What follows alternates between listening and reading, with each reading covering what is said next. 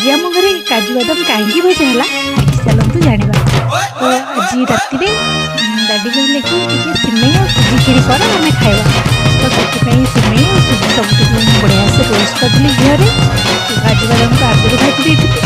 तो या golden brown कले मत भल लगे। एक्चुअली बहुत लोग को व्हाइट पसंद गोल्डन ब्राउन है मत भल लगे।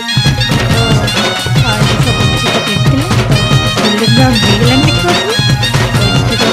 क्षीर पकईदे काजू लास्ट पड़ो मिनिमम क्षीर आमर होगला। काजू बादाम ये लास्ट को मैंने भल लगे मत कमेंट निहाती जणेबे। जदि खाइबा भी चाहते आम घर पलि आसतु बन पड़े देखिए। लाइक और कमेंट निहाती करेंगे। आपन लाइक कमेंट पाई किए जन उपकृत हो पारे। तो प्लीज़ लाइक कमेंट निहाती करेंगे।